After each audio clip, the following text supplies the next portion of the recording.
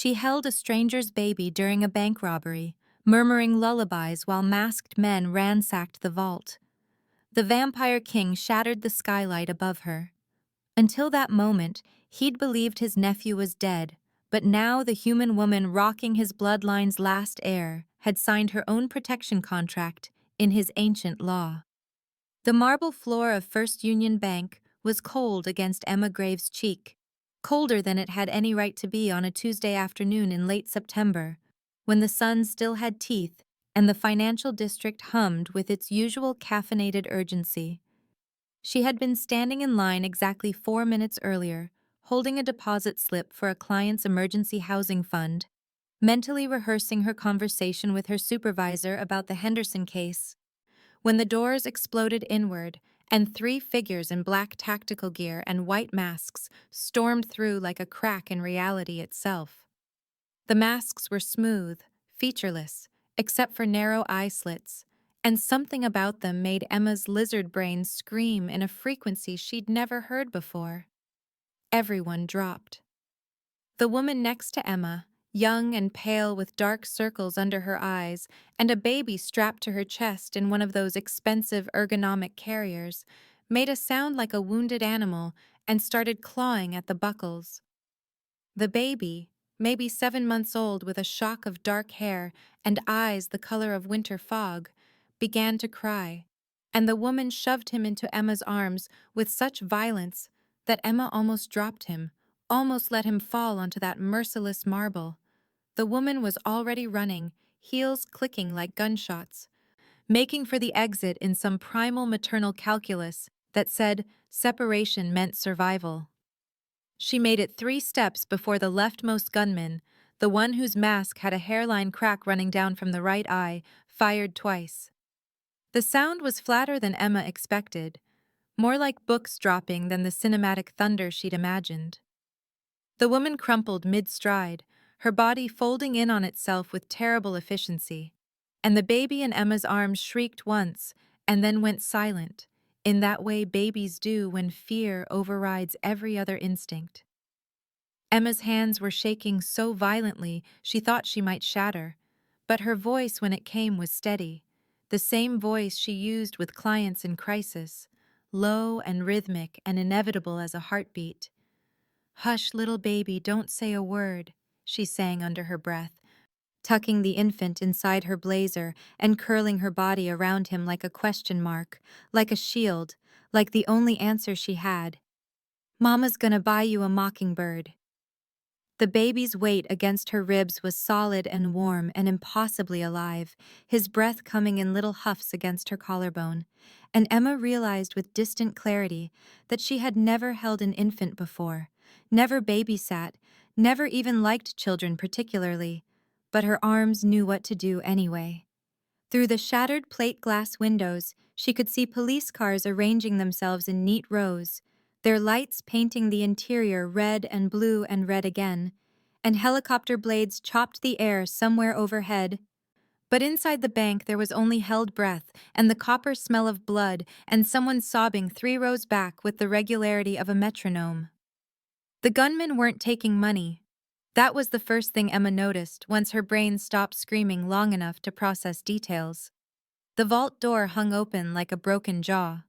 But they were moving through the crowd instead, grabbing wrists, checking faces, their radios crackling with fragments that made no sense. "Moravian package," one of them said. "Target is infant male, approximately 6 months, birthmark left ear."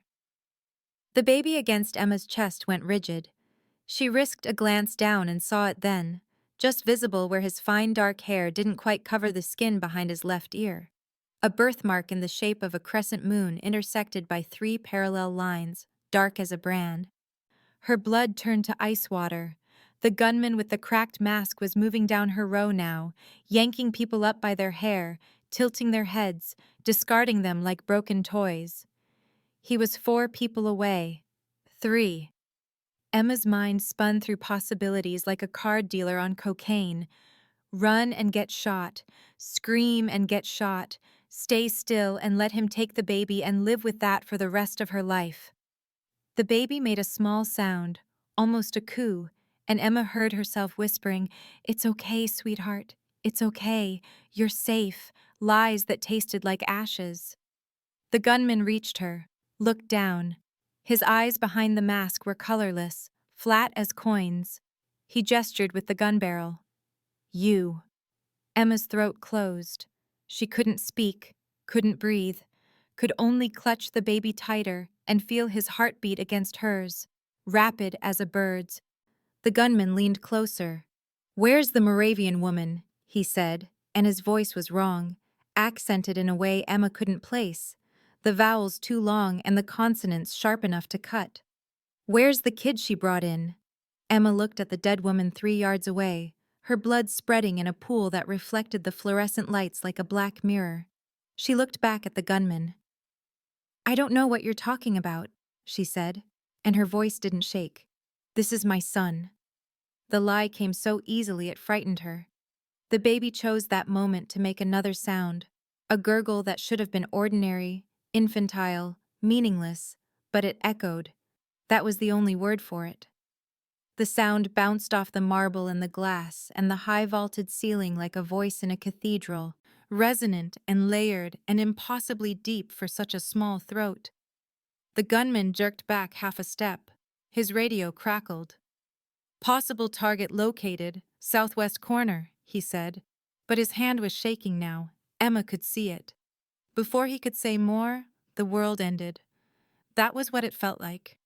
Glass exploded inward from the skylight 3 stories above in a cascade of diamond shards that caught the light and threw it everywhere. And something dropped through the rain of glass like a stone, like a bullet, like God's own wrath. It landed in a crouch 10 feet from Emma, and the impact cracked the marble floor, sent spiderweb fractures racing outward in every direction. The gunman spun and opened fire, and the thing that had fallen through the skylight moved. Emma's brain couldn't process the speed. One moment it was crouched. The next it was among them, and bodies were flying, hitting walls with sounds like wet laundry. The thing was a man. Tall, dark-haired, wearing a charcoal suit that should have been destroyed by the fall, but wasn't. And when he moved, it was like watching water flow uphill, physics optional. He broke the first gunman's neck with a casual twist, punched his hand through the second gunman's chest, and pulled it back out wet and red. The third gunman, the one with the cracked mask, got his gun up and fired point blank into the man's face. The bullet should have taken his head off. Instead, it seemed to slow in the air, to hang suspended for a heartbeat before dropping to the floor with a sound like a bell. The man smiled. It was the most terrible thing Emma had ever seen. Then he was on the third gunman, and there was a wet tearing sound, and the gunman's head came off and rolled, the mask still intact, eyes still blinking behind it. Silence. Someone was screaming. Emma realized it was her own breath sawing in and out of her lungs like a rusty hinge. The man straightened, turned. His eyes found Emma across the blood-slicked floor, and she saw that they were black. Not pupil black, but black from edge to edge like oil, like the space between stars. He started walking toward her. Emma should have run, should have bolted for the exit or curled into a ball or done anything except sit there frozen with the stranger's baby clutched to her chest. But the baby reached out. His tiny hands, still pudgy with infant fat, stretched toward the advancing man, fingers grasping at air, and he made that sound again. That cathedral echo, but this time it was joyful. The man stopped as if he'd hit a wall. His face, which had been carved from stone and violence, cracked. For one impossible moment, he looked lost, looked young, looked like someone had reached into his chest and torn out everything he'd ever loved, and then handed it back. He crossed the remaining distance in 3 strides that made no sound on the broken marble, dropped to his knees in front of Emma, hard enough that she felt the impact through the floor, and his hands came up toward the baby with a gentleness that didn't match anything else about him. "Where did you get him?" the man said, and his voice was gravel and smoke and the tail end of an avalanche. Emma couldn't answer. Her throat had forgotten how to make words. The man's fingers, long and pale and tipped with blood that wasn't his, reached out and touched the baby's hand with exquisite care. The infant grabbed his finger and held on, gurgling happily. The man closed his eyes. When he opened them again, they were still black but wet, and Emma realized with distant shock that he was crying without tears. "Alexander," he whispered, and the name sounded like a prayer and a curse and a door opening that should have stayed locked forever. Then to Emma, without looking away from the baby, "You will come with me. Now." It wasn't a request. Emma's mouth worked silently. The man didn't wait for an answer. He lifted her, baby and all, one arm under her knees and one behind her back, like she weighed nothing, like she was made of paper. Emma struggled, tried to kick, tried to scream, but he was already moving toward the shattered skylight. Police bullhorns were blaring outside, voices demanding surrender, and red laser sights painted constellations across the man's chest and back. He stepped onto nothing and rose. Emma's scream died in her throat as the ground fell away beneath them, and she realized he was standing on air, on frozen gravity, on something her eyes couldn't name. The city spread out below, the river cutting through it like a silver scar, sunset painting the water the color of blood and burning. She should have been terrified. She was terrified. But the baby in her arms was laughing, his small face alight with wonder, and the man holding them both was crying those tearless sobs. And Emma felt the universe shift around her like a bone-setting wrong. Whatever her life had been 4 minutes ago when she stood in line with the deposit slip and mundane worries about the Henderson case, it was over now. The man's heartbeat beneath his shirt was slow and cold as a glacier. The baby grabbed a fistful of Emma's hair and tugged. Far below, the bank became a memory. Dmitri moved through the penthouse like a ghost conducting an autopsy on his own grief, methodical and silent, and utterly focused in a way that made Emma's skin crawl. She stood by the eastern windows watching him, still holding the railing she'd grabbed when her knees tried to give out 5 minutes ago, still trying to force her brain to accept what had just happened. Flight. They had flown. She had been carried through the air above the city like a child's toy, while the baby in her arms laughed and the sun bled out across the river, and her entire understanding of reality came apart at the seams. The penthouse was vast and cold and beautiful in the way morgues are beautiful, all clean lines and carefully curated emptiness. Glass walls on 3 sides let in the dying light, turning everything amber and shadow, but the western wall was solid steel, no windows, just blackout panels that hummed faintly with electricity or something else, something her rational mind couldn't name. The furniture was minimalist, Scandinavian probably, the kind that cost more than her annual salary, arranged in perfect geometry around a central living space that felt more like a stage set than a home. Oil portraits lined the interior walls, pale faces in 18th-century dress staring down with expressions that managed to be both bored and predatory, their eyes following her as she moved. A chess set sat mid-game on a low table, the pieces carved from obsidian and bone, and Emma had the irrational certainty that the game had been paused decades ago and would never be finished. But it was the crib that stopped her heart.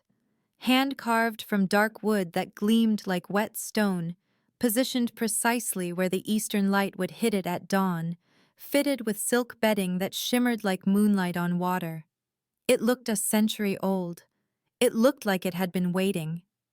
Dmitri set Alexander down in it, with a gentleness that didn't match anything else about him, his hands cradling the baby's head with exquisite care, and Alexander sighed and settled immediately like he'd come home. Emma's protective instinct surged so hard she took a step forward before she could stop herself. "He's not yours," she said, and her voice came out raw. Dmitri straightened, turned. His eyes were still black from edge to edge, oil-slick and bottomless, and when he looked at her, Emma felt pinned like an insect under glass. "His name is Alexander Moravian Kovac," he said, and his accent turned the syllables into something ancient and formal, Slavic consonants sharp as knives. He is my sister's son. She was murdered 83 days ago in Prague while attending a diplomatic summit with the Moravian Council, and he was taken from her body before it was cold. The men who held him were human traffickers paid by the Threnody sect to move him through channels we could not trace. I have spent 83 days burning through every contact, every favor, every threat I possessed to find him. So yes, he is mine.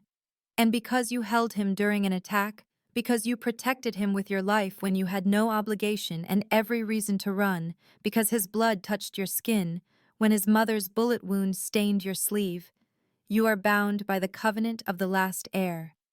You are his Karana, his warden.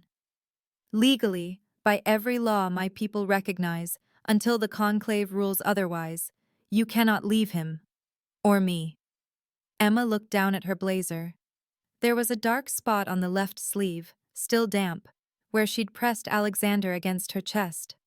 She hadn't noticed it in the bank, too focused on staying alive, but now it stood out like an accusation.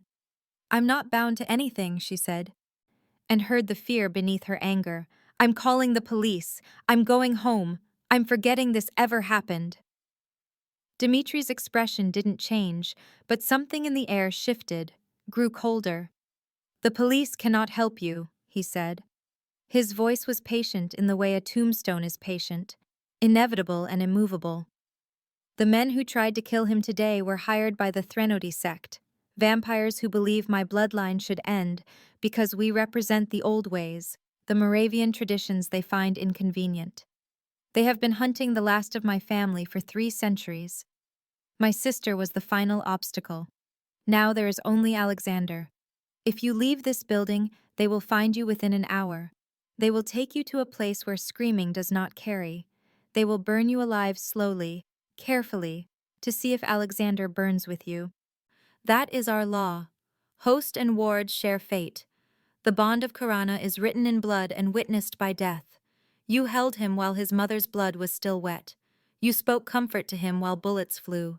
In my world, that makes you his, until the Conclave dissolves the tie, and the Conclave meets once every 7 years. The next gathering is in 4 months. Emma's laugh came out broken. You're insane, she said. This is insane. I'm a social worker. I handle custody cases and housing vouchers and clients who need therapy referrals. I don't know anything about vampires or covenants or whatever fantasy you're living in. Let me go, please. Dimitri crossed to the western wall and pressed his palm against the steel. A panel slid open, revealing a screen that flickered to life showing security footage. The bank, police tape. Body bags being carried out. A news ticker running across the bottom. 3 dead in downtown robbery. Suspect still at large. Witnesses describe impossible violence. He turned back to her. I am a king who just discovered his entire family is not extinct, he said, and for the first time his voice cracked, just slightly, just enough to let her hear the grief beneath. Insanity would be merciful. But I do not have that luxury, and neither do you. You can hate me. You can scream and break things and spend every moment plotting escape. It will change nothing. You are Karana now. That word means warden, protector, and prisoner all at once. Until the Conclave rules, you are bound to Alexander's fate, and I am bound to protect you both. Learn to live with that, or spend what's left of your life fighting a war you cannot win. Emma's hands were shaking again. She shoved them in her pockets, tried to find her phone, found nothing. Where is it? She demanded. My phone, my purse, my keys. Dimitri gestured to a side table where her belongings sat in a neat pile. Your phone I destroyed during our flight because it was transmitting your location to 3 different servers, one of which was registered to a shell company owned by Threnody operatives. Your purse is intact. Your keys are irrelevant because you will not be going back to your apartment. I have already had your things moved here. Emma stared at him. You what? He moved through the space, checking the windows one by one, running his fingers along the frames like he was reading Braille. I had your belongings retrieved while we flew. My people are efficient. Your landlord believes you have taken an emergency leave for a family crisis. Your employer received the same message along with medical documentation that will satisfy their human resources requirements. Your clients have been reassigned. Your life, as it existed this morning, is suspended until the conclave meets. You did not ask me, Emma said, and her voice was rising now, fury overtaking fear. You did not ask permission. You just decided to erase my entire existence because some medieval blood law says I touched a baby. Dmitri stopped at the eastern windows, looking out at the city spreading below them like a circuit board. The light caught his profile, turned him into something carved from marble and shadow. I did not ask because there was no choice to offer, he said. The Karana bond is not negotiable. It is not a contract you sign or a promise you make. It is a reality that exists the moment the conditions are met. You held the last heir of a royal bloodline while his guardian's blood marked you. That created a tie that my people will kill to preserve or destroy depending on their politics. I am trying to keep you alive. Emma wanted to throw something, wanted to scream, wanted to wake up in her apartment with her alarm clock buzzing and her coffee pot gurgling, and her biggest problem being whether the Henderson case would get approved for extended services. Instead, she was standing in a vampire's penthouse, watching the sun set on a life she no longer owned. How do I know you're telling the truth? She said. How do I know any of this is real and not some elaborate kidnapping? Dmitri turned from the window, walked to her slowly, each step deliberate. He stopped close enough that she could feel the cold radiating off him, close enough to see that his pupils were not just black, but infinite, depthless, like looking into a well with no bottom. He held up his hand, palm out. Do you see a reflection? He asked. Emma looked past him to the glass walls, saw the city, saw the furniture, saw herself, pale and wild-eyed, did not see him. Her breath caught. He lowered his hand, reached into his jacket and pulled out a photograph, creased and worn like it had been folded and unfolded 1,000 times, handed it to her. Emma took it with numb fingers. The photo showed a woman, dark-haired and pale with eyes like winter storms, holding an infant with a shock of black hair and a birthmark behind his left ear. The woman was smiling. The baby was reaching for the camera. They were standing in front of a cathedral with spires that looked like frozen music. My sister, Dmitri said quietly. Katerina. This was taken in Prague 4 months ago, 3 weeks before she was killed. She sent it to me with a note that said, "He looks like you did when the world was young," which was her way of saying I had been avoiding my responsibilities for too long. She was right. I had spent decades pretending I could walk away from what we are, from the weight of lineage and law. I built this life here, in this city, far from Moravia and the Conclave and the endless politics of immortal beings who cannot forget grudges. I thought distance meant freedom. Then she was murdered, and Alexander was taken, and I learned that you cannot outrun blood. Emma's hands were trembling so hard the photograph shook. The woman in the picture had Dimitri's cheekbones, his sharp jaw, but her expression was warmer, human in a way his wasn't. She looked like someone who laughed easily, who loved hard, who died badly. I'm sorry, Emma heard herself say, and meant it. Dmitri took the photo back, slid it into his jacket over his heart. Your sympathy is noted, he said, and his voice had gone flat again, emptied of everything except tired courtesy. But it changes nothing. Alexander is in danger every moment he exists. The Threnody sect wants the Moravian line extinct because we hold voting power in the Conclave, because our traditions prevent certain liberties they wish to take with human populations, because grudges among vampires last centuries, and my family made enemies when we refused to support their expansion into Eastern Europe in the 1700s. They will not stop. They will send humans and vampires both. They will use bombs and fire and poison. They will target anyone Alexander touches. That includes you. Emma walked to the crib, looked down at the baby sleeping there, his tiny chest rising and falling with perfect rhythm, his face peaceful in a way that made her throat tight. He was so small, so helpless, so utterly dependent on the adults around him to keep him safe. She had held dozens of children in her career, kids in crisis, kids being removed from dangerous homes, kids who looked at her with eyes that had seen too much, too young. She had never felt this particular twist in her chest before, this fierce, irrational need to stand between this specific child and every harm the world could offer. "What happens if I refuse?" she asked without looking up. "If I fight this bond, or whatever you call it, if I just walk out that door?" Dmitri was silent for a long moment. Then, "You die.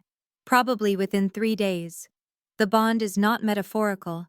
It is a magical reality encoded in vampire law. Once established, Karana and Ward share vitality. If you are separated from Alexander by more than a mile, you will begin to weaken. Fever first, then disorientation, then organ failure. The same will happen to him. The bond was designed to ensure absolute loyalty from guardians who might otherwise abandon royal children during times of war. It is brutal and old, and I did not create it. But I cannot break it. Only the Conclave can dissolve a Karana tie, and only if both parties petition and the ward survives to adulthood or another guardian is appointed." Emma closed her eyes, breathed in through her nose, out through her mouth, using the grounding technique she taught clients in panic attacks. It didn't help. "So I'm a prisoner," she said. Dmitri made a sound that might have been a laugh if it had any humor in it. "You are a Karana to the last heir of the Moravian throne, which makes you one of the most protected and most endangered humans in this city. I will provide everything you need: safety, comfort, education in our ways. You will not be harmed. You will not be hungry. You will not be cold. But you will not leave. Not until the conclave meets in 4 months and we petition for dissolution. Not unless you wish to die and take Alexander with you."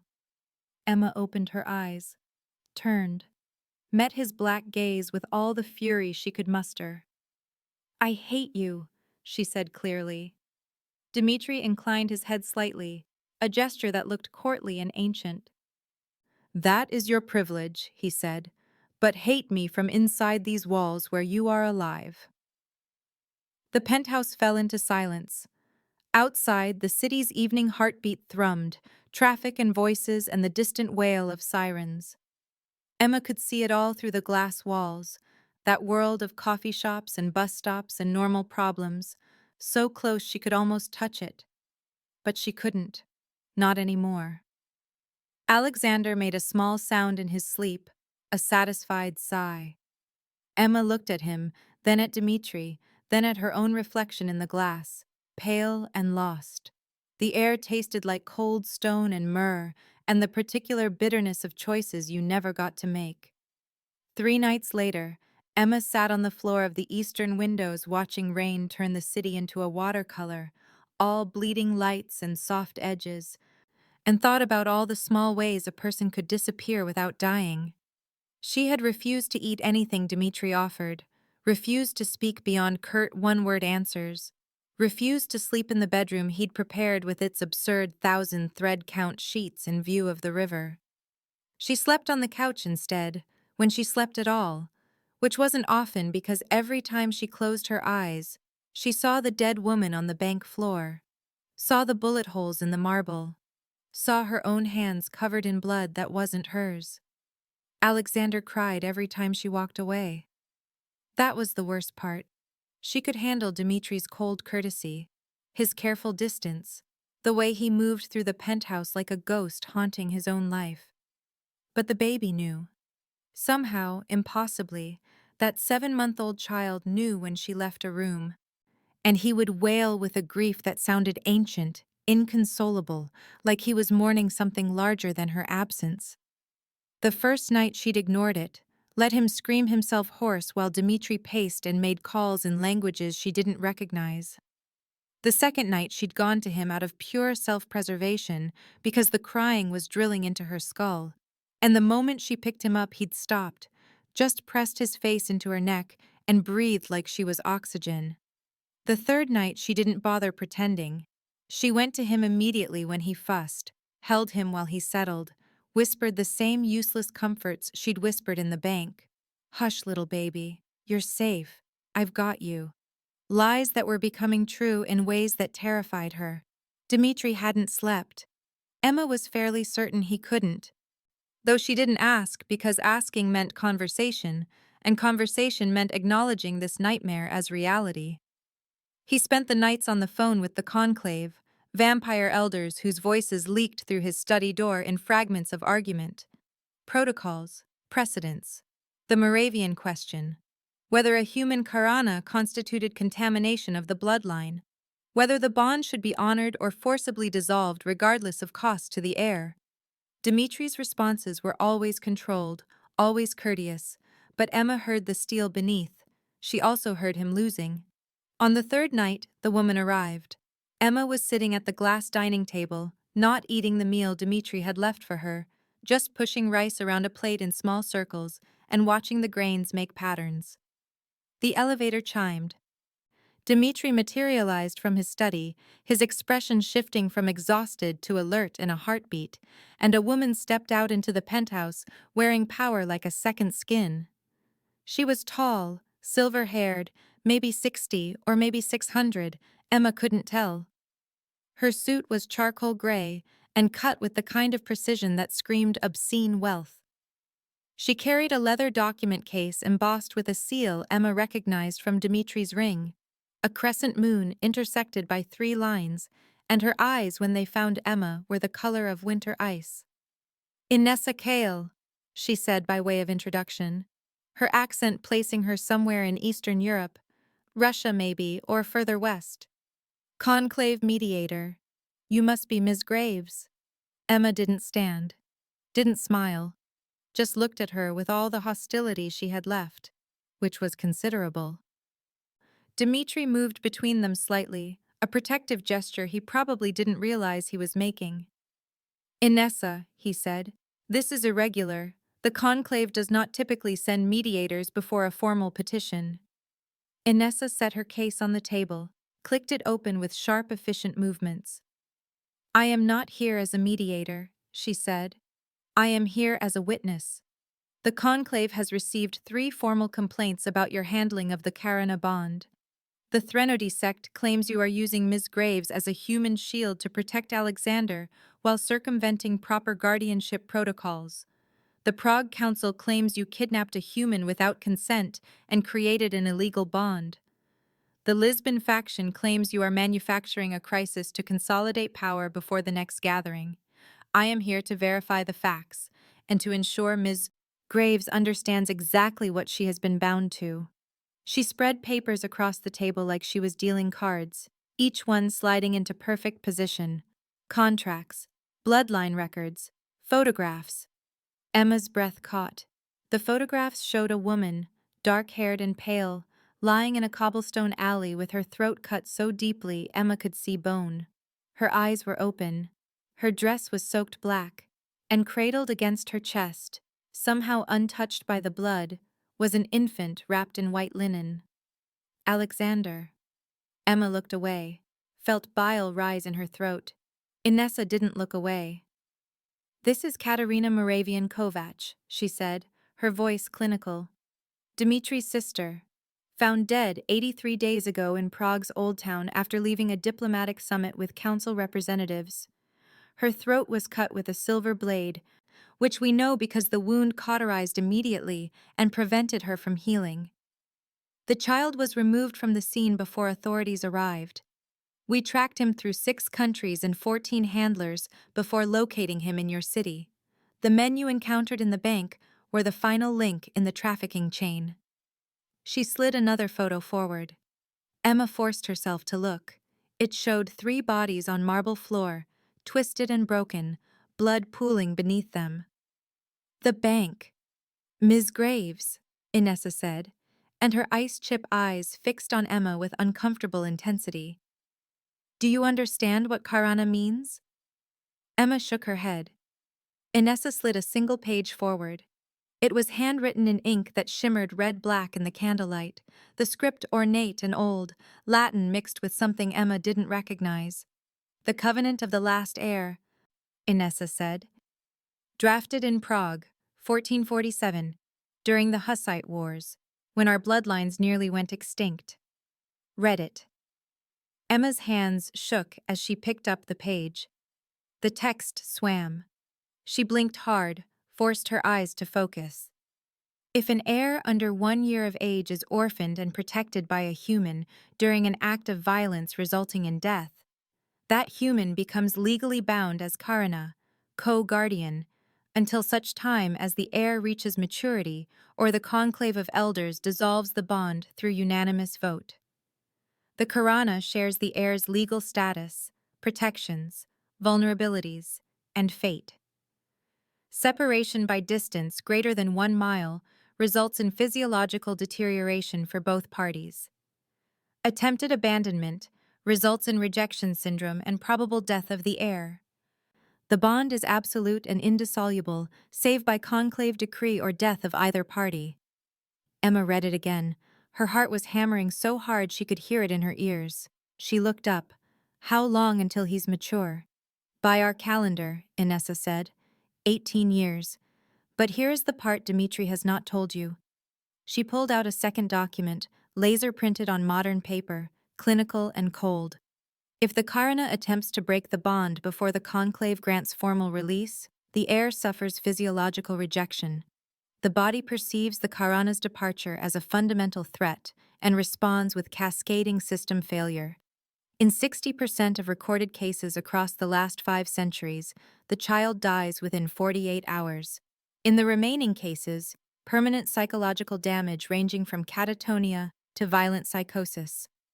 She closed the folder with a sound like a gavel. You cannot leave without killing him. And Dmitri cannot release you without conclave approval, which requires a unanimous vote from 9 elders scattered across 4 continents, most of whom believe human Karana contaminate the bloodline and should be dissolved regardless of harm to the heir. The last such vote took 6 years to achieve consensus. The one before that took 11. You are bound to a vampire king and his nephew for the foreseeable future, Ms. Graves. The law you triggered was meant to protect our children during times of war. It has also made you a prisoner and a target. Emma sat down slowly. She hadn't realized she was standing.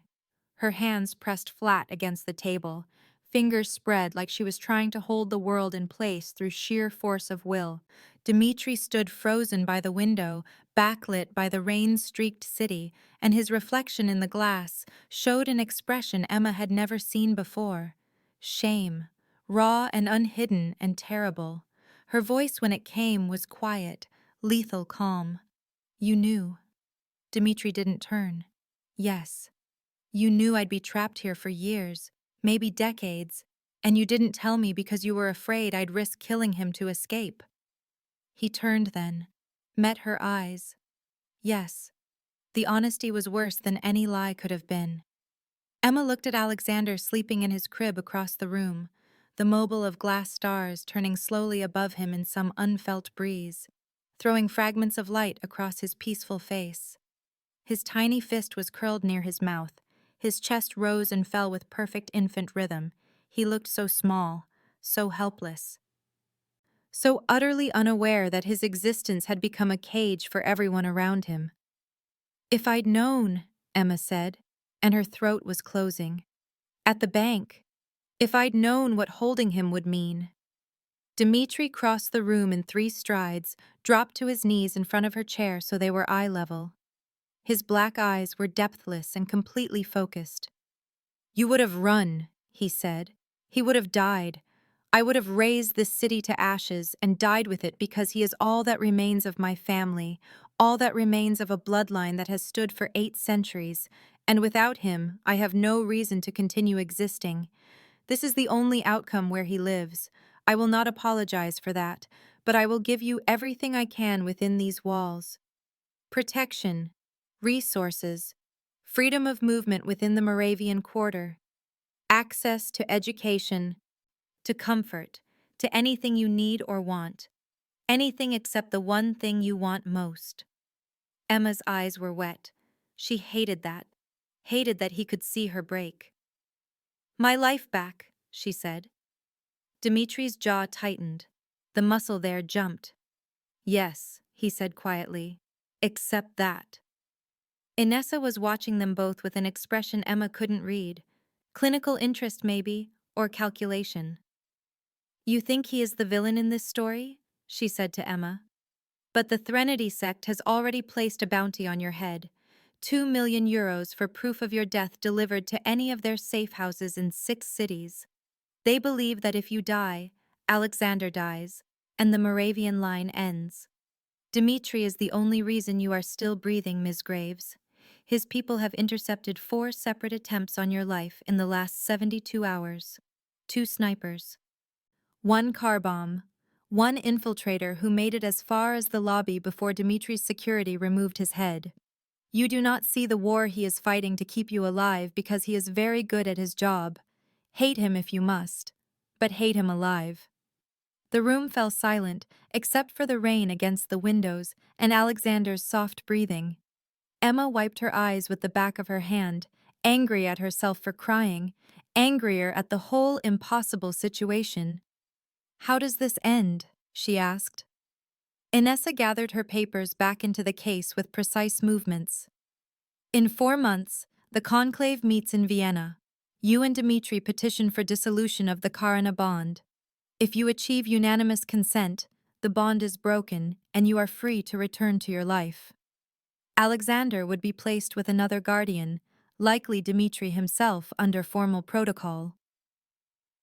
If you do not achieve consent, the bond remains until Alexander reaches maturity or until one of you dies. She clicked the case shut. I will be honest, Ms. Graves. The likelihood of unanimous consent is approximately 12%. The conclave is divided on every issue, but human karana are particularly contentious. Half the elders will vote to dissolve simply to remove human contamination from the process. The other half will vote to maintain the bond because it was lawfully created and they respect tradition above convenience. Achieving unanimity will require either a miracle or a political shift significant enough to unite all factions. She turned to Dimitri. I will submit my report tomorrow. The bond is legitimate. Ms. Graves was not coerced into the initial protection, and the covenant was triggered according to established law. What happens after that is between you, her, and the conclave. To Emma, I am sorry. This is not the fate you chose, but it is the fate you have. Learn to survive it. She walked to the elevator. The doors closed. She was gone. Emma and Dimitri sat in the silence she left behind. The candles guttered. The rain continued. Alexander made a small sound in his sleep, a happy sigh. Emma looked at Dimitri. He was still on his knees in front of her chair, his expression carefully neutral now, walls back up. Why didn't you just lie to me? She asked. Tell me it was temporary. A few weeks. Make it easier. He shook his head slowly. Because you would have discovered the truth eventually, and then you would never trust me again. This way you can hate me for trapping you, but you cannot hate me for lying about it. And we have months ahead of us. Perhaps years. I need you to believe what I tell you, even if you despise me for it. Trust and affection are not the same. I can live without the latter. We both need the former. Emma laughed. It came out broken. You're a real bastard, you know that. Dimitri stood, moved back to the window. Yes, he said. I have been called worse. She looked at Alexander again. At the baby who had somehow become the center of her universe in 3 days. The chain binding her to this impossible life. I need to know something, she said. Dimitri glanced back. If the conclave votes no, if I'm stuck here until he's 18, will you hurt me? Will you use me? Dimitri's expression went very still, very cold. "No," he said, and the word was absolute. "You are Karina to my nephew. That makes you family under Moravian law. I would die before allowing harm to come to you. You have my word, for whatever that is worth to you." Emma nodded slowly. She believed him. She didn't know why, didn't trust the instinct, but she believed him. "Okay," she said. "Then we survive this, together, until Vienna. And if the vote fails, we figure out what comes next. But I need things to change. I need to understand your world. I need to be able to protect myself and Alexander if something happens to you. I need to stop being a victim and start being a partner. Can you give me that?" Dmitri turned fully, looked at her for a long moment. Then he crossed the room, held out his hand. She took it. His skin was cold as marble. "Yes," he said, "I can give you that. Welcome to the Moravian Quarter, Emma Graves. Let us see if you survive it." Emma stopped fighting the bond on the fourth day and started studying it instead, which Dmitri said was the smartest thing she'd done since arriving. He gave her access to the Moravian archives, a library 3 floors down that she reached via a private elevator that required his handprint to activate, and when the doors opened, she stepped into a space that looked like it had been carved out of time itself. The room was vast and circular, rising 3 stories with a domed ceiling painted with constellations she didn't recognize, and every wall was books. Not the neat, organized shelves of a modern library, but floor-to-ceiling chaos, leather spines cracked with age, pages hand-stitched, languages she couldn't identify mixed with Latin and Church Slavonic, and what might have been early Czech. There were scrolls in brass cases, maps pinned to corkboards showing borders that no longer existed, daguerreotypes in silver frames depicting pale figures in clothing from centuries past. The air smelled like dust and old paper and something else, something cold and mineral like the inside of a cave. Dmitri had given her a key to a locked cabinet containing the Karana records, warned her that most were written in languages she'd need to learn, and left her to it. She spent 18 hours that first day, reading everything she could reach that had been translated to English or modern languages, taking notes in a composition book she'd found in a desk drawer, her hand cramping from writing, but her brain finally engaged with something other than rage and fear. She learned the political structure of vampire society, the 9 houses that made up the Conclave, each representing a different geographic region and philosophical tradition. The Moravian house, Dimitri's line, held the Eastern European bloc and championed traditional structures, old laws, preservation of feeding territories and human populations.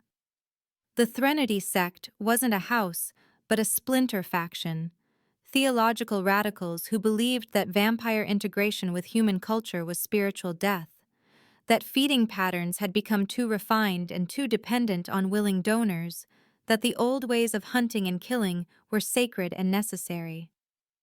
Alexander, she learned with creeping horror, was considered an abomination by Threnody standards because his mother, Katerina, had practiced modern feeding, taking small amounts from consenting humans rather than draining and killing, which they claimed diluted the blood and weakened the line. A half-contaminated air was worse than no air at all in their theology. She also learned about Karana through history, and this was where the reading got dark. Most Karana had been servants or slaves, humans who happened to be holding a noble child when violence erupted and found themselves legally bound to masters who viewed them as furniture. But 3, across 8 centuries, had become queens. One had married her bonded heir when he reached maturity, ruled beside him for 40 years before dying of old age, while he continued unchanging. Another had been granted conclave status as a voting member, the only human ever to hold that power, and had used it to broker peace between warring houses in the 1500s. The third, a woman named Rosalia in 1680, had poisoned her bonded heir and herself to end a civil war that was killing thousands, believing that the removal of the contested heir would force the houses to negotiate rather than destroy each other over succession. It had worked. The war ended. Rosalia was remembered as either a saint or a monster depending on which house's records you read. Emma dreamed about her that night, about a woman with dark eyes and steady hands mixing poison into a baby's milk while armies burned the countryside outside her window. She woke up shaking, went to check on Alexander, found him sleeping peacefully with his fist curled near his mouth, and sat beside his crib until dawn, trying to imagine being that certain, that brave, that willing to choose death over the alternative. She couldn't. She wasn't built like that. Or maybe she was and just didn't know it yet, which was worse. On the 8th day, Inessa returned with news that made Emma's stomach drop. "The Conclave demands proof," she said without preamble, standing in the penthouse living room in another expensive suit, this one charcoal with a subtle pinstripe. "Proof that Alexander is alive and the Karana bond is legitimate. Dmitri must present you both at the autumn gathering. It's semi-public, mostly House representatives and affiliated vampires, perhaps 200 attendees. You will be on display, Ms. Graves. Scanned, questioned, possibly challenged. This is not optional." Emma looked at Dmitri. He was standing by the eastern windows, backlit by afternoon sun, that he avoided with careful precision, his expression unreadable. "When?" she asked. 6 days, Inessa said. "I've brought you a gown." She held up a garment bag. Black silk, high neck, long sleeves. No jewelry except this. She pulled out a thin silver chain with a small pendant, the crescent moon and 3 lines. "It marks you as Karana in waiting, under conclave consideration. You will wear it. You will stand beside Dmitri. You will hold Alexander if asked. You will answer questions truthfully and briefly. Do not show fear because they will smell it and interpret it as guilt. Do not show defiance because they will interpret it as disrespect and kill you for it. Show devotion to the child. That is the only thing that will keep you breathing." Emma took the chain. It was cold and heavier than it looked. "What kind of questions?" she asked. Inessa's smile was knife-thin. "Why you picked him up, why you didn't run, whether you understand the bond, whether you're being coerced, whether you're a Threnody plant sent to kill him from the inside, the usual."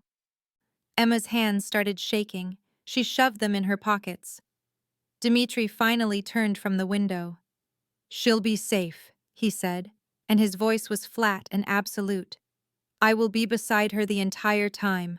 No one will touch her." Inessa raised an eyebrow. "You cannot guarantee that, and you know it.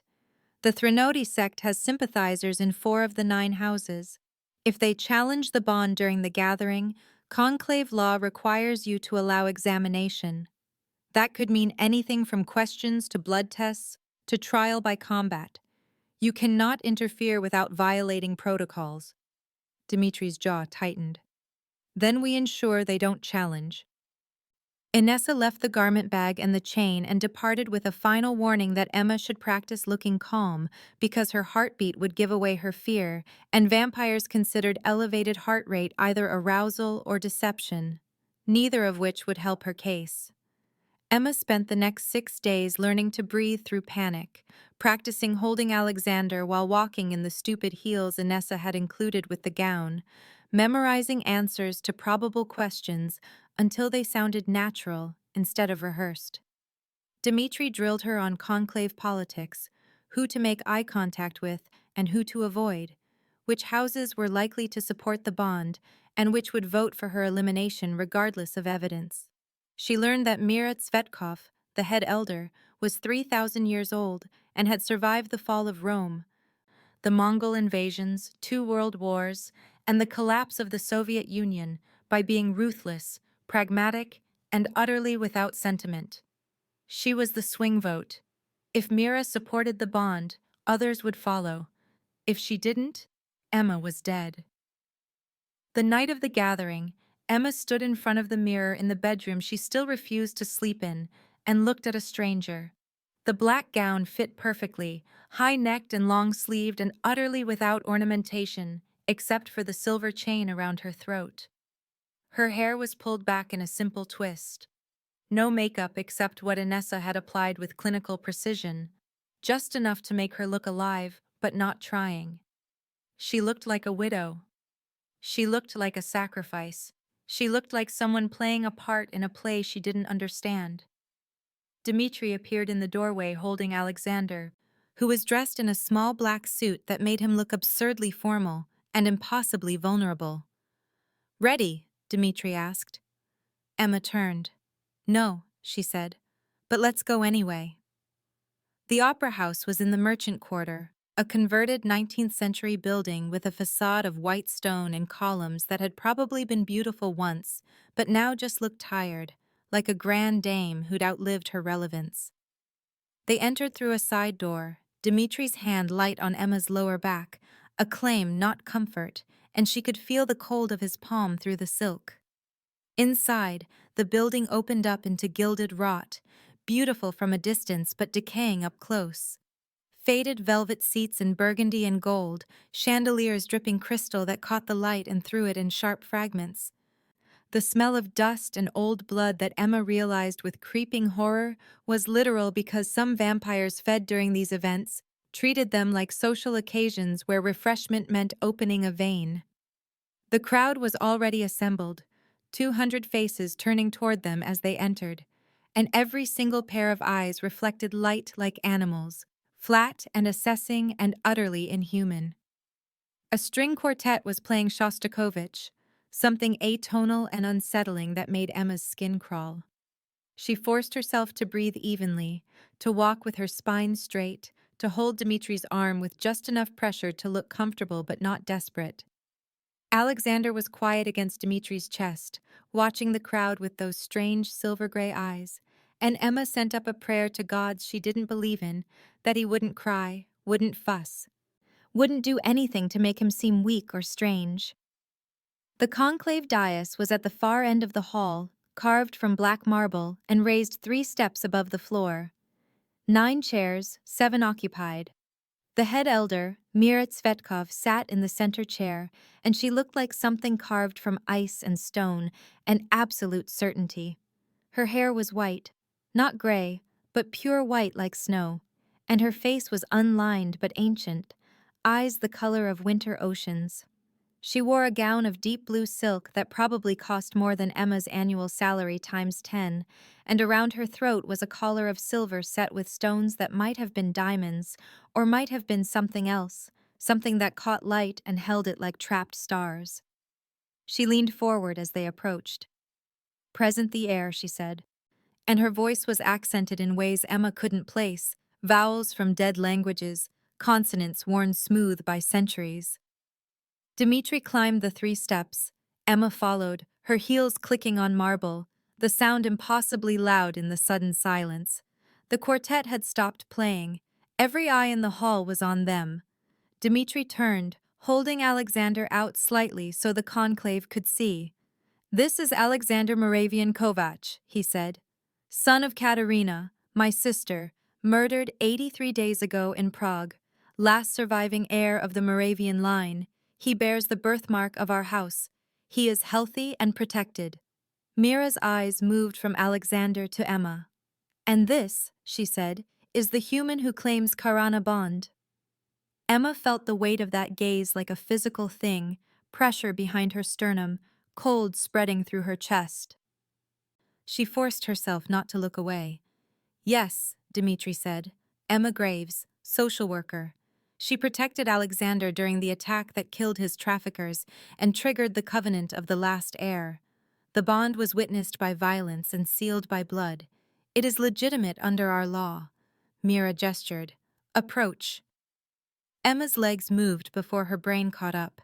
She climbed the remaining steps, stood in front of the head elder, close enough to see that Mira's skin had a faint translucence, close enough to smell something cold and mineral like the archives.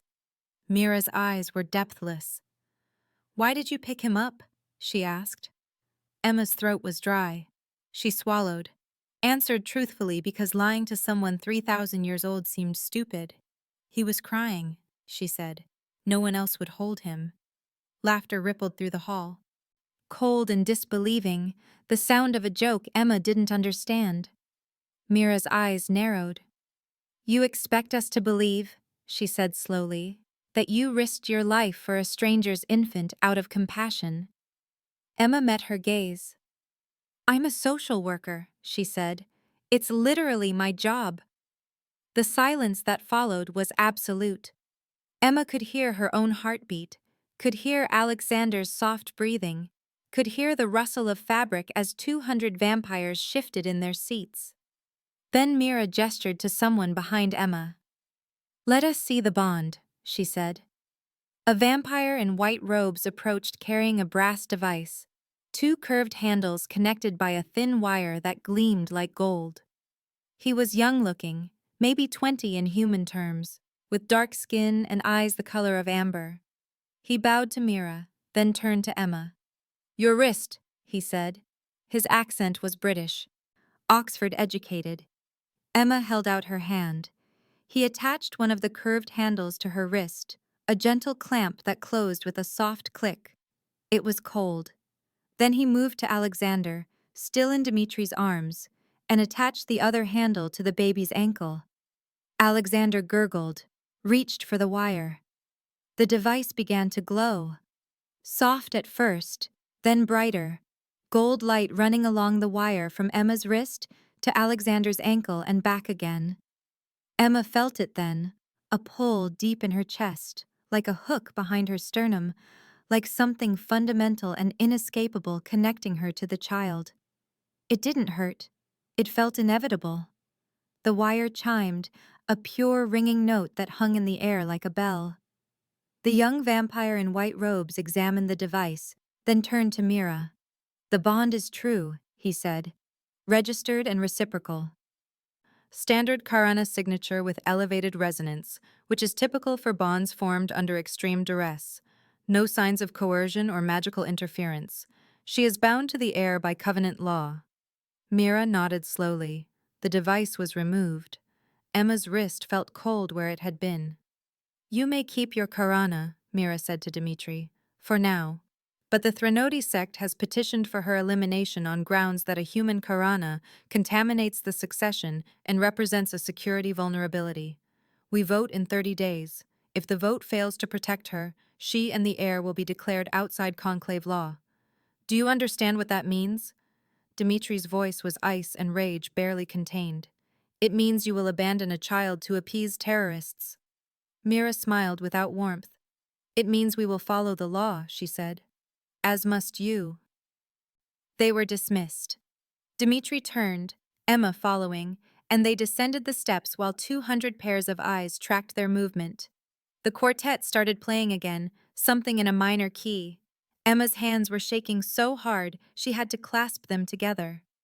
They walked toward the side exit, Dimitri's hand back on her lower back, Alexander quiet against his chest. "Almost there," Dimitri murmured. "You did well." They reached the corridor, servants' access, narrow brick walls lit by gas lamps converted to electric. The yellow light made everything look sickly. Emma was shaking now, adrenaline finally crashing after holding herself together for the interrogation. Dimitri handed Alexander to her. She took him automatically, pressed him against her chest, felt his warmth and his heartbeat, and wanted to cry with relief that it was over. Then the corridor exploded. A figure lunged from a doorway Emma hadn't seen, moving so fast it was just a blur of motion, and she had half a second to register vampire, scarred face, ritual markings carved into cheeks and forehead. Stake raised high, aimed at Alexander. She turned. Didn't think. Just turned her body, shielding the baby with her back and shoulders, curling around him like a question mark. The stake punched into her left shoulder blade and kept going, tearing through muscle and scraping bone, and the pain was white-hot and absolute. She screamed. Alexander was crying against her chest, and she could feel his tears soaking into the silk of her gown, could feel his small hands clutching at her. But he was okay. He wasn't hurt. That was all that mattered. Dimitri killed the attacker in 3 seconds. Emma heard it more than saw it, wet tearing sounds and something hitting the wall, and then silence except for her own ragged breathing and Alexander's wails. Then Dmitri was there, his hands on her shoulders, pulling the stake out in one smooth motion. She screamed again, tasted blood, realized she'd bitten through her lip. His hand pressed over the wound, cold and firm. "Stay awake," he said, and his voice was shaking. "Emma, stay awake. Look at me." She was looking at Alexander, checking him over with frantic hands, making sure there was no blood on him, no injuries, nothing. "He's okay," she whispered. "He's okay." Dimitri's other hand cupped her face, forced her to look at him. His eyes were black and wild. "You are not," he said. Emma's vision was graying at the edges. She could feel blood soaking into her gown, warm and wet. Dmitri lifted her, one arm under her knees and one behind her back. Alexander still clutched to her chest. She heard him shouting something in a language she didn't know, heard running footsteps, heard car doors. The world tilted. "Why did you turn?" Dmitri asked, and his voice sounded far away. "You could have dropped him." Emma's mouth wasn't working right. "No, I couldn't," she managed. "The bond doesn't compel sacrifice," Dmitri said. "Only proximity." Emma closed her eyes. "I know," she whispered. Then the world went black and soft, and she let it take her. 28 days after the gathering, 2 days before the conclave vote that would decide whether Emma lived or died, Dmitri sat in his study with the door closed and made calls in 6 languages to vampires who owed him favors, stretching back centuries. Emma could hear his voice through the walls, low and urgent and increasingly desperate, negotiating trade concessions and blood rights and territorial agreements that meant nothing to her but everything to the elders who held her fate in their cold hands. She sat in the library with Alexander on a blanket surrounded by wooden blocks, watching him stack them with intense concentration, and tried not to think about the math. 3 votes locked against her, Inessa had reported that morning. 2 undecided, 4 in support. Dmitri needed all 9 to guarantee protection under conclave law. 8 would mean provisional status, subject to review. 7 or less meant exile at best, execution at worst. The numbers didn't work. Emma had learned enough about vampire politics in the last month to know that unanimous votes were rarer than snow in summer, that grudges among immortals lasted centuries, and favors only went so far when ideology was involved. The Threnody sect had sympathizers in positions of power, vampires who genuinely believed that human integration weakened their species, that Karana bonds were contamination, that Alexander would be better off dead than raised with human influence. She was stacking her own blocks, making a tower for Alexander to knock down, when she heard the elevator chime. Inessa's voice, crisp and businesslike. Dimitri's response, too low to make out words, but the tone was wrong, sharp with something that might have been anger or grief. Emma stood, scooped up Alexander, and moved to the study door. Put her ear against the wood, betrayed her own principles about eavesdropping because principles were a luxury she couldn't afford. "The undecided elders will vote to protect her," Inessa was saying, "if you agree to surrender Alexander to conclave custody until he reaches maturity. A neutral creche, raised by committee, overseen by representatives from all 9 houses. No Karana required. Emma Graves would be released immediately. You would lose legal guardianship but retain visitation rights. It's the compromise, Dmitri. It's the only way to guarantee her safety." Silence. Emma's heart was hammering. Alexander made a questioning sound against her shoulder, picking up on her tension. She forced herself to breathe evenly. Dimitri's voice when it came was flat and absolute. "No." Inessa's sigh was audible through the door. "You're condemning her to death over pride." "Not pride," Dmitri said. "Experience. I have seen what the conclave does to heirs they control. They raised my cousin Mikhail in a creche after his parents were killed in the 1890s. He emerged at maturity with no memory of his family, no loyalty except to the system, no identity beyond what they programmed into him. He voted to dissolve the Moravian territorial claims in 1932 because the committee told him it was for the greater good. They will do the same to Alexander. They will erase Katerina's memory. They will turn him into a political tool, a puppet who votes however the majority wishes, because he has no foundation, no family, no reason to stand for anything. I will not give them my sister's son. So Emma is the sacrifice instead, Inessa said. Her tone was neutral, but the words hit like a slap. Dimitri's response was cold. You knew the terms when you agreed to mediate. I knew you were desperate, Inessa said. I didn't realize you were cruel. Emma didn't wait to hear more. She pushed open the door. Both of them turned, Dimitri's expression shifting from anger to carefully blank in a heartbeat. Inessa just looked tired. You'd rather I stay trapped here than let him be raised safely, Emma said. Her voice was shaking, but she kept it level. Dimitri's jaw tightened. Safely, he said, and the word was bitter. They will erase his mother's memory, turn him into a political tool with no past and no loyalty except to the system that controls him. I have seen what the Conclave does to heirs they raise. I will not give them Katerina's son, so I'm the sacrifice instead, Emma said. Dimitri met her eyes. You knew the terms. I didn't choose them, Emma said, and her voice was rising now. Neither did I, Dimitri said, quieter. But I choose this. I choose you both here, alive, together. The alternative is unacceptable. You don't get to choose for me, Emma said. The covenant already did, Dimitri said. Emma wanted to scream, wanted to throw something, wanted to shake him until he understood that she was a person, not a chess piece, not a problem to be solved through 500-year-old laws. She turned and walked out, headed for the penthouse doors, knowing even as she moved that they were locked, that they were always locked, that there was no exit except the one he permitted. She grabbed a lamp instead, a expensive-looking thing with a glass base and silk shade, and hurled it against the wall. It shattered with a sound like a bell breaking. Alexander started crying. Emma sank to the floor in the wreckage, holding him, rocking him, whispering apologies he couldn't understand. Dimitri appeared in the doorway, watched her for a moment.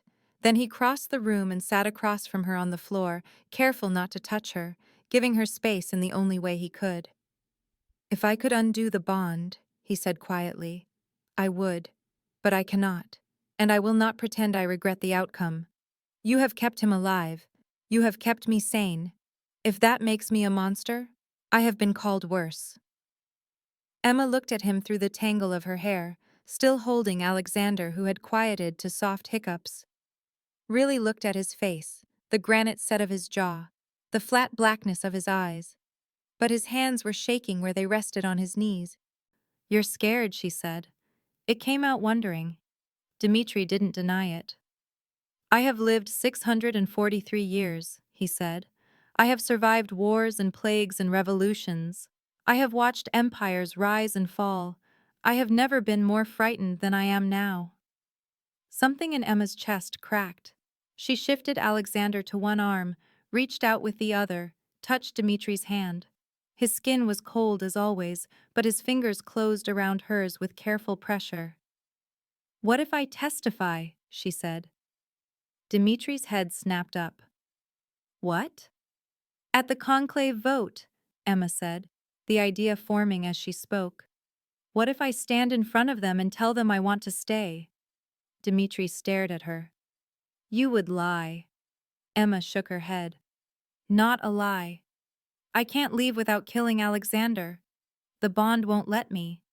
So instead of fighting it, instead of being a victim of it, I choose it. On my terms. I want access to the outside world, supervised but real.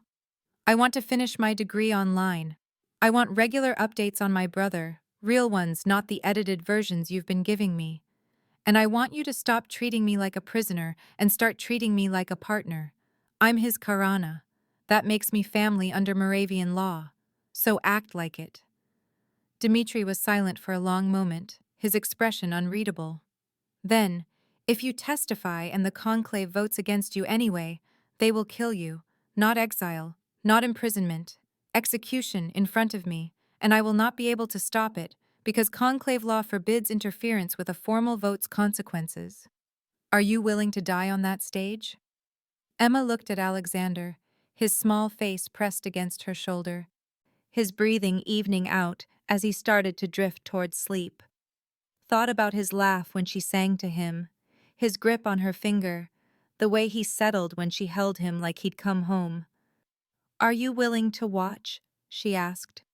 Dimitri's hand tightened on hers. No, he said. Then we'd better make sure it doesn't come to that, Emma said. 2 days later, Emma stood before the conclave dais in the same black gown she'd worn to the gathering, but this time she'd refused the silver chain. Inessa had argued, but Emma was done wearing symbols of her captivity. If they wanted to kill her for the disrespect, at least she'd die on her own terms. Alexander was with Inessa in an antechamber, and Emma could feel his absence like a missing limb, the Karina bond pulling at her chest with increasing urgency the longer they were separated. But the vote had to be about her fate alone, Dmitri had explained, not swayed by the heir's presence or the conclave's instinct to protect a child. The hall was packed to capacity, standing room only, elders in their high-backed chairs and lesser vampires crowding the balconies above. The air tasted like ozone and old wine, and when Emma walked to the center of the floor, every eye tracked her movement with predatory focus. Candlelight flickered from sconces along the walls, throwing shadows that moved wrong, and the temperature was cold enough that Emma could see her breath. Mira Tsvetkov leaned forward in her center chair, her white hair gleaming like snow, her winter ocean eyes fixed on Emma with uncomfortable intensity. "Ms. Graves," she said, her ancient accent turning the syllables formal. "Do you wish to be released from the Karina bond?" The hall held its breath. Emma felt the weight of 200 vampires waiting for her answer, felt Dimitri's tension where he stood to her left, felt the pull of Alexander through the walls crying in the antechamber. Her voice when she spoke was steady. "No," she said. "I wish to formalize it. I request full Karina status with autonomous rights, as granted under the 1804 Amsterdam Accord." The murmurs started immediately, rippling through the crowd like water. Emma had studied the accord with Inessa's help, learned that it allowed Karina to hold property, make binding contracts, appeal directly to the conclave, and maintain legal identity separate from their bonded vampire. It was rare, granted only 3 times in 2 centuries, but it was law, precedent, something they couldn't dismiss. Mira's eyes gleamed with what might have been approval or might have been anticipation of watching Emma fail spectacularly. "The Amsterdam Accord requires the bonded vampire's consent and 3 elder witnesses," she said. "Dmitri Kovac, do you consent to formalization of this Karana bond with autonomous rights granted to Emma Graves?" Dmitri stepped forward. His voice carried across the hall. "I do." Mira looked to the elders on either side of her. "Do you witness?"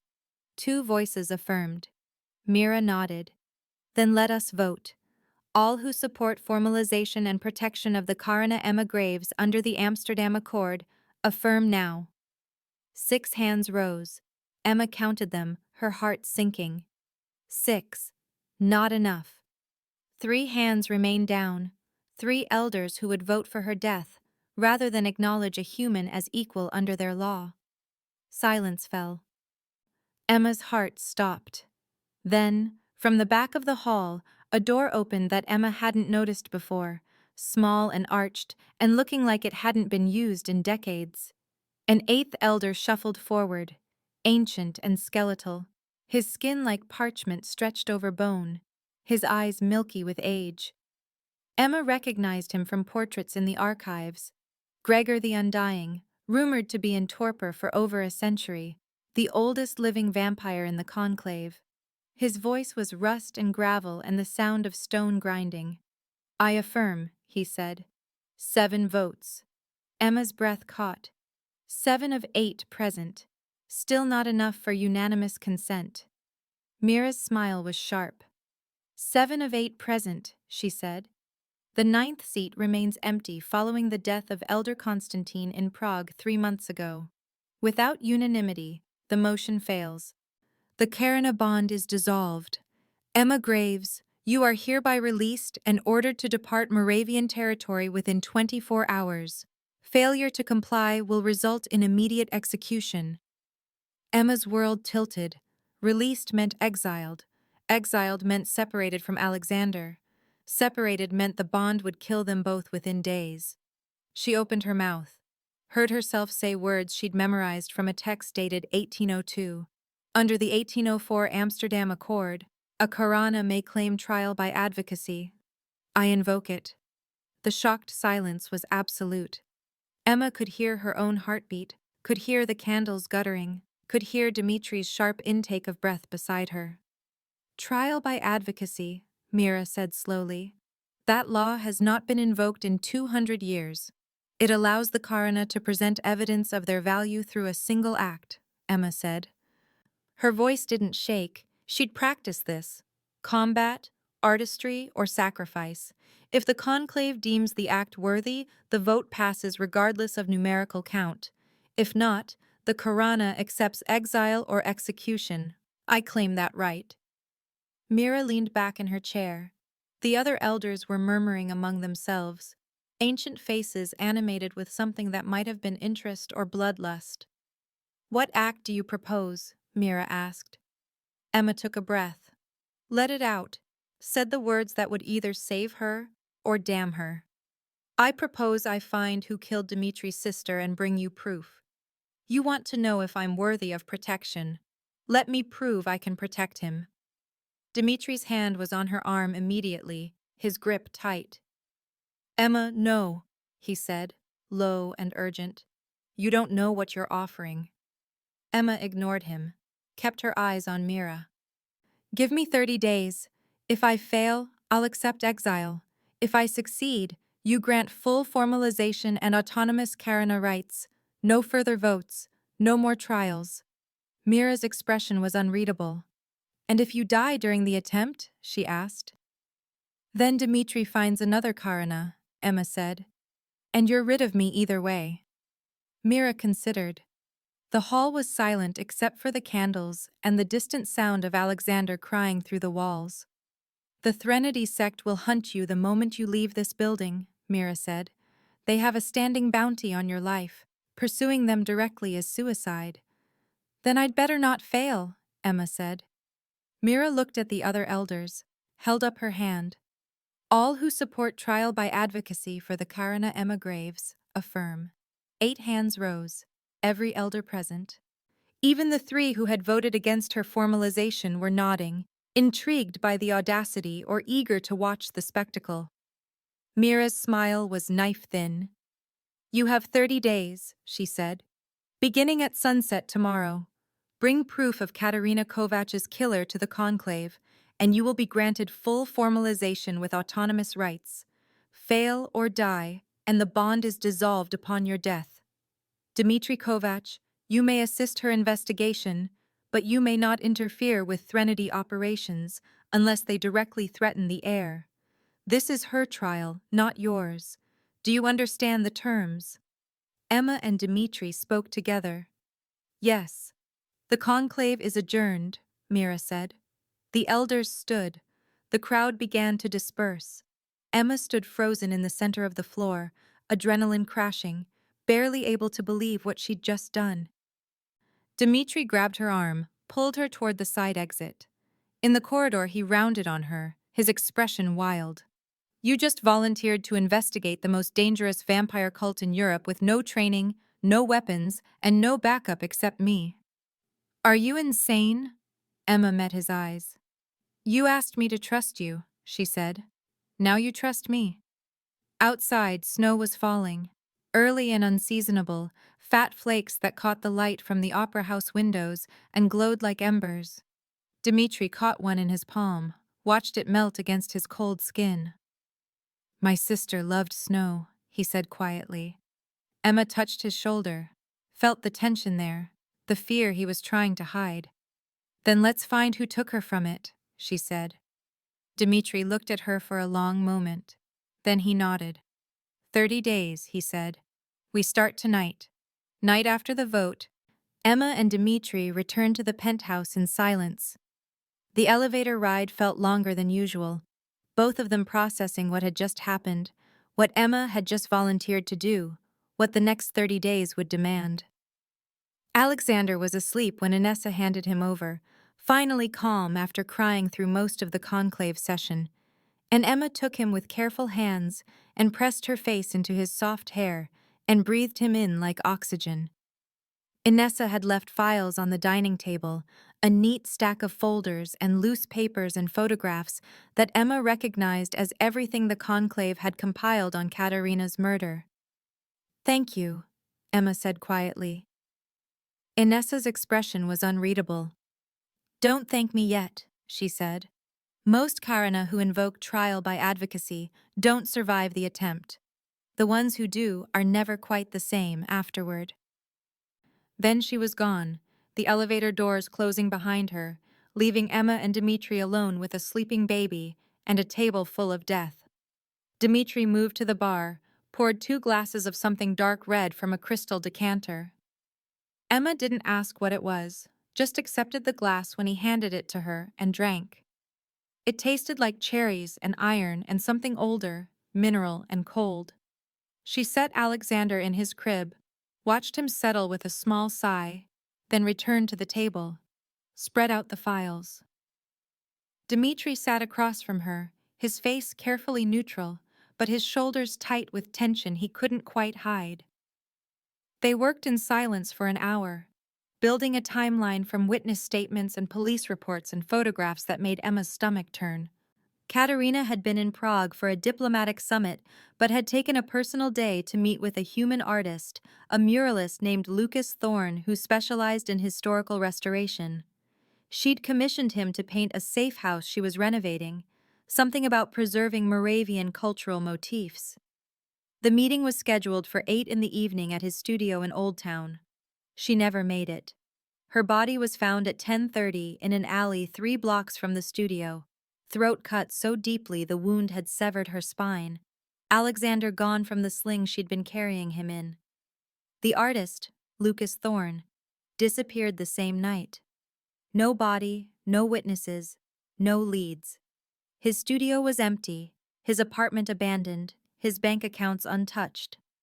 The conclave had assumed Threnody killed them both, disposed of the artist to eliminate witnesses, took Alexander to leverage against the Moravian house. But one detail nagged at Emma. She pulled out a close-up photograph of Katerina's wound, forced herself to look past the gore and focus on the edges.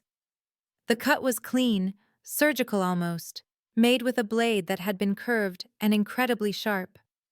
She looked at other photographs from known Threnody attacks that Inessa had included for comparison.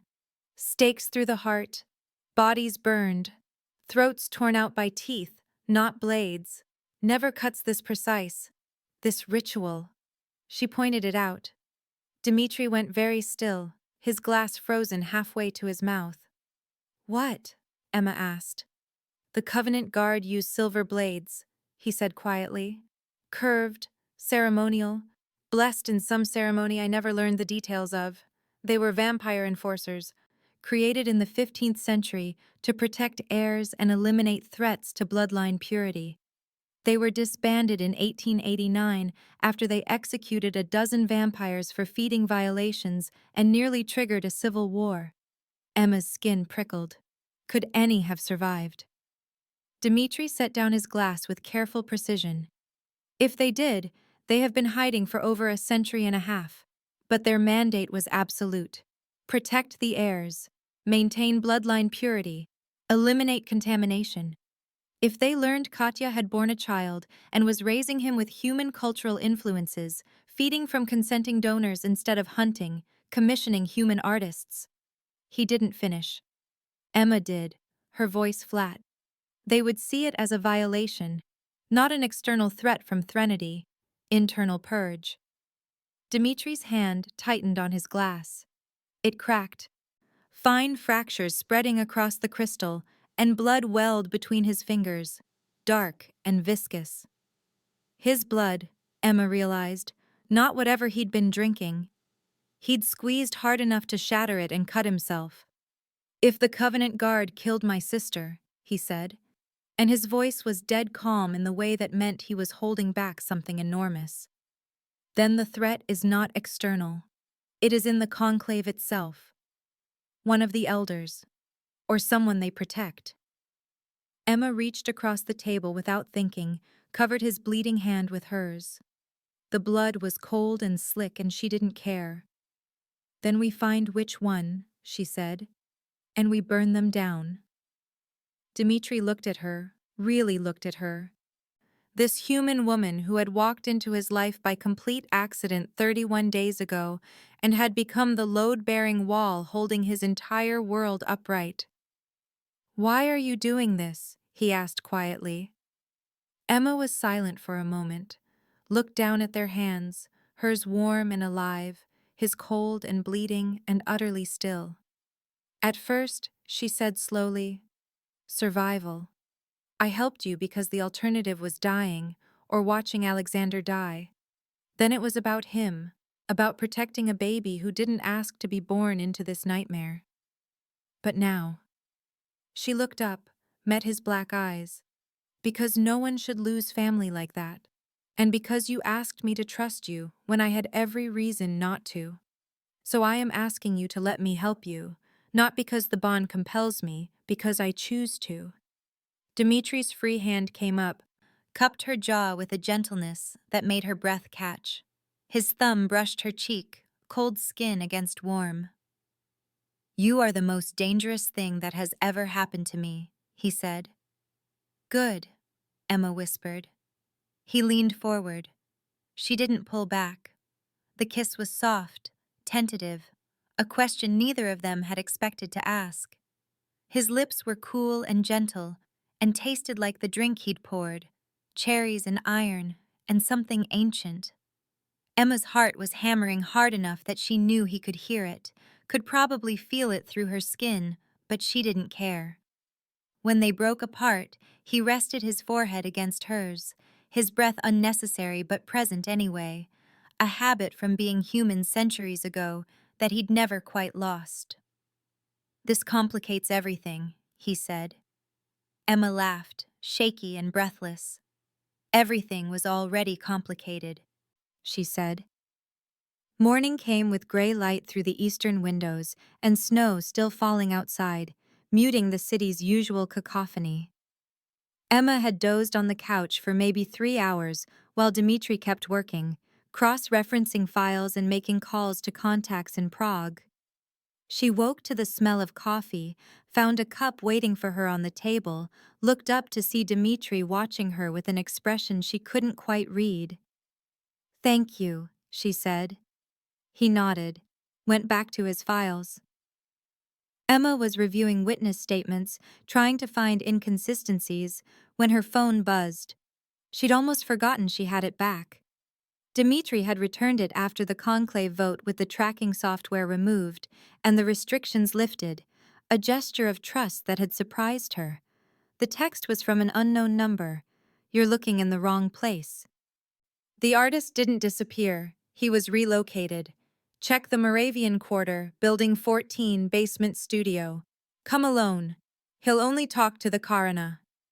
Emma stared at the screen, read it twice, showed it to Dimitri. His face hardened immediately, jaw going tight. "It's a trap," he said. "Or a lead," Emma countered. "Either way, we're going." "Not alone," Dimitri said. His voice left no room for argument. "The message said alone, or he won't talk." "I don't care what the message said," Dimitri said. "You are not walking into an ambush without me.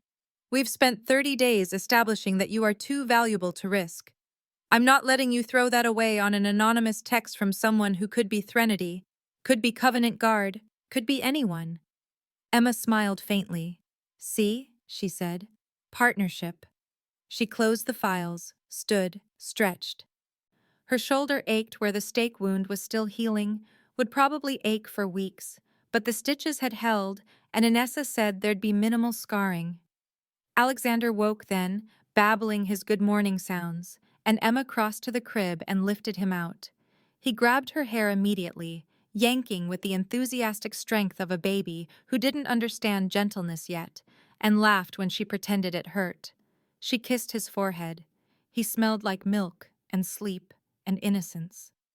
Dmitri watched them, his nephew and his Karana, and felt something in his chest crack further, the ice he'd built around his heart over 6 centuries, fracturing under the weight of caring about these two fragile, mortal, impossible beings. "If this goes wrong," he started. Emma cut him off. "It won't," she said. "We're too stubborn to die." Dmitri almost smiled. "That is not how survival works," he said. Emma headed for the elevator, Alexander on her hip. "Then I guess we'll have to rewrite the rules," she said. The elevator descended to the underground garage, concrete and shadow, and their breath misting in cold air. A black car waited, engine already running because Dmitri had called ahead. Emma strapped Alexander into a car seat that hadn't been there yesterday, newly installed with the kind of efficiency that suggested Dmitri had people who handled these things overnight. The baby gurgled happily, reaching for the dangling toys Dmitri had attached to the handle. Dmitri started the engine. Snow was still falling outside, visible through the garage entrance, white against the dark city just beginning to wake. Emma looked at Alexander in the rearview mirror, his small face serious as he studied his toys. Then at Dmitri, his profile sharp in the dim light. "Ready?" she asked. Dmitri's hand found hers on the gear shift, covered it with cold fingers. "No," he said. "But we go anyway." The car pulled forward, tires crunching on snow, headlights cutting through the white curtain. They drove into the city, into the morning, into whatever waited in Building 14. Behind them, the penthouse door closed. Locks engaged with a mechanical click. Inside, on the dining table, the files lay scattered. Photographs and timelines and witness statements. 2 empty chairs, a broken glass, blood dried dark on crystal. And on the top photograph, the close-up of Katerina's death scene, barely visible in the blurred background. A figure. Tall, wearing formal clothing, a pin on their lapel catching the camera flash. The conclave crescent moon and 3 lines. Someone had been there. Someone had watched. The car merged into traffic. Emma watched the city slide past, snowflakes catching on the windshield and melting. "After we find the artist," she said, "we're getting Alexander a puppy." Dmitri glanced at her. "Vampires don't have pets," he said. "Alexander is half human," Emma said. "He gets a puppy." Dmitri was quiet for a moment. The corner of his mouth twitched. "We'll discuss it," he said finally. Emma grinned. It was the first time she'd smiled like that since the bank, open and genuine and alive. And Dmitri's chest tightened with something that might have been hope, or might have been fear, or might have been both. The snow kept falling. The city kept waking. And in the back seat, Alexander laughed at his toys. Oblivious to the danger and the investigation and the conspiracy closing in around them. Safe, for now, in the arms of 2 people who would burn the world down to keep him that way. The car turned a corner. Building 14 came into view. Emma's hand tightened on Dmitri's. He squeezed back. Together they drove into the unknown.